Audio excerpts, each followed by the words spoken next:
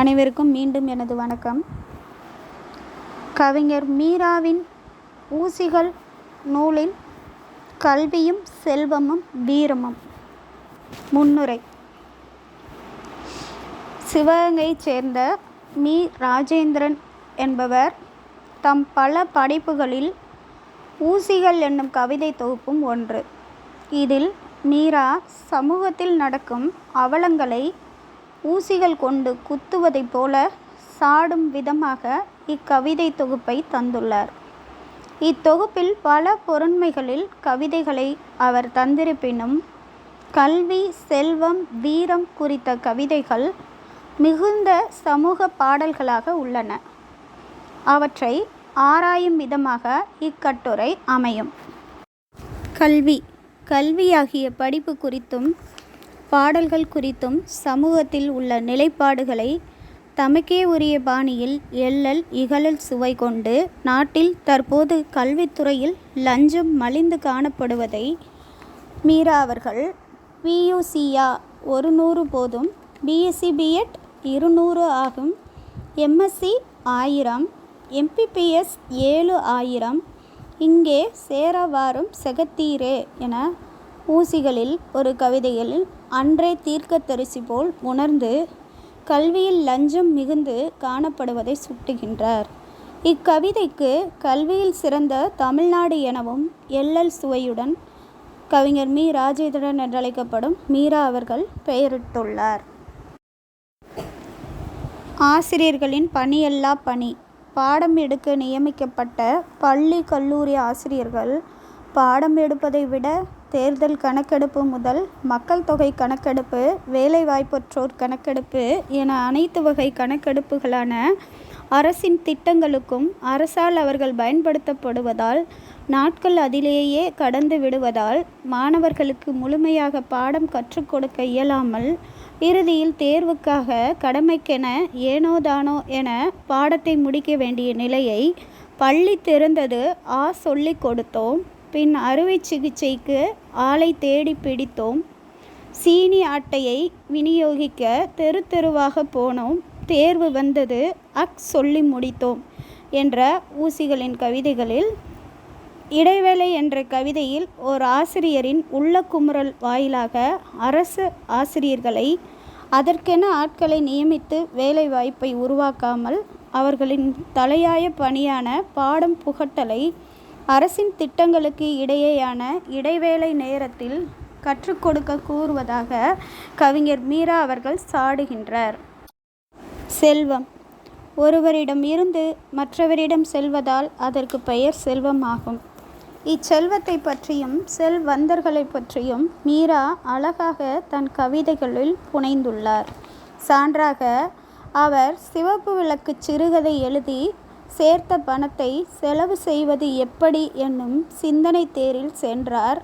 பின்னர் சிவப்பு விளக்கு தெருவில் நின்றார் என்ற ஒரு கவிதையில் சிவப்பு விளக்கு என்ற தவறான பொருளில் கதை எழுதிய ஒரு கதாசிரியன் ஒரு தனி மனிதனை அவன் மனநிலையை சாடியுள்ளார். தம் எண்ணங்கள் எதுவோ அதுவே மனிதன் செல்லும் வழி. நல்வழியில் சேர்த்த பணம் நிலைத்து நிற்கும், தீய வழியில் சேர்த்த பொருள் தீய வழியிலேயே செல்லும் என்பதை மேற்கண்ட கவிதை மூலம் நன்கு உணர்த்துகின்றார். மேலும் செல்வம் படைத்தவன் இயல்பாக சுட்டும் பொழுது செல்வம் படைத்தவன் இயல்பை சுட்டும் பொழுது செல்வம் படைத்தவன் தன் இறுதி நிகழ்விலும் செல்வந்தனாகவே செல்லும் நிலையையும், ஏழை இறுதி வரை இறப்பிலும் ஏழையாகவே சென்ற நிலையையும், வைர வியாபாரி தன் வைர கடுக்கனை கடித்துவிட்டு இருந்ததாகவும், மூட்டை தூக்குபவன் மூட்டை பூச்சி மருந்தை குடித்துவிட்டு மாண்டதாகவும் ஊசிகள் கவிதை 35 சுட்டியதிலிருந்து புலப்படுகின்றது. இச்சமூகத்தில் ஒரு ஏழை முன்னேறி பணக்காரன் ஆவதற்கான வழி இல்லை என்பதை இக்கவிதை மூலம் நன்கு உணர்த்துகின்றார் கவிஞர் மீரா. வீரம். மனிதனுக்கு இருக்க வேண்டிய சில பண்புகளில் வீரம், விவேகம் என்ற இரண்டை முக்கியமானதாக சுட்டுவர். வீரமில்லா விவேகமும் விவேகமில்லா வீரமும் வீண் என்பது ஆன்றோர் வாக்கு. அரசியல்வாதிகள் தன் தொகுதியை முன்னேற்றுவதிலும் தம் மேல் அதிகாரிகளிடம் தம் தொகுதிக்கு தேவையான திட்டங்களை கேட்டு வாங்குவதிலும் காட்ட வேண்டிய விவேகத்தையும், எதிர்க்கட்சிகள் தன் தொகுதிகளுக்கு தான் செய்ததை இல்லையென மறுத்து கூறும் பொழுது தம் வீரத்தையும் காட்ட வேண்டும். இதுவே ஒரு நல்ல அரசியல்வாதிக்கு அழகு. ஆனால் இங்கு மீரா தன் மின்னல் வேகம் என்ற கவிதையில் அவர் எங்கள் ஊர் எம்எல்ஏ 7 மாதத்தில் 8 கட்சிகள் தாவிய நிகழ்வை சுட்டுகின்றார். மேலும் அவர் இதில் இன்னும் 70 கட்சிகள் இருந்தால் எம்எல்ஏ இன்னும் வேகம் காட்டியிருப்பார். என்ன நாடு இந்த நாடு என்ற ஊசிகளின் 15வது கவிதையில் அரசியல்வாதிகள் செயல்படும் சுயநலத்திற்கு சாட்டையடிப்பதில் தருகின்றார். இக்கவிதையில் அரசியல்வாதியின் கட்சி தாவலை சாடியிருந்தாலும் அவர்கள் மக்களின் பொது நலனுக்காக அல்லாமல் தன் குடும்ப சுயநலத்திற்காகவே எக்கட்சியில் அதிக லாபம் சம்பாதிக்கலாம், சொத்து சேர்க்கலாம் என கட்சி தாவலில் தன் வீரத்தை காட்டுவதாக சுட்டியிருப்பதை தெளிந்து கொள்ளலாம். இவ்வாறு அரசியல்வாதி மின்னல் வேகத்தில் ஒரு விளையாட்டு வீரன் தான் நீளம் தாவுதலைப் போல கட்சி தாவலில் தன் வீரத்தை நிரூபித்துள்ளார். மேலும் ஒரு கவிதையில், நேற்று செட்டியார் வீட்டு திருமண பந்தியில் எதுவும் பேசாது எங்கள் தலைவர் எட்டி உதைத்தார். வறுமை வேகமாக வெளியேறிற்று, பரட்டை தலையும் எலும்பும் தோலும் கிழிந்த கந்தையுமாக.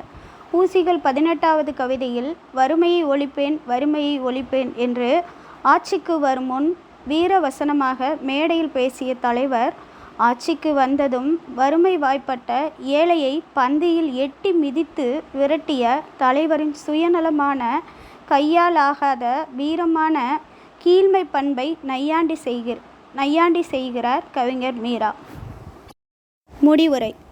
இன்றைய நிலையில் கல்வி கற்பது என்பதில்லை, பணம் கொடுத்தால் அறிவையும் விலைக்கு வாங்கிவிடலாம் என்ற கல்விக்கூட பண முதலைகளின் போக்கு.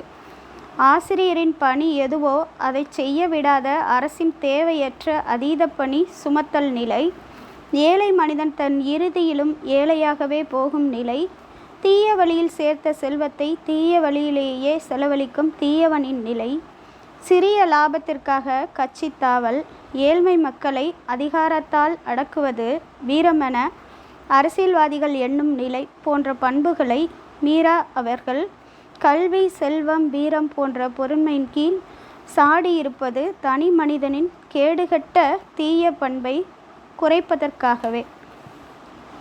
கவிஞர் மீரா அவர்களின் ஊசிகள் தொகுப்பு நன்கு கல்வி, வீரம், செல்வம் ஆகியவற்றை வெளிப்படுத்தியது இக்கட்டுரையின் மூலம் நன்கு புலனாகின்றது. நன்றி, வணக்கம்.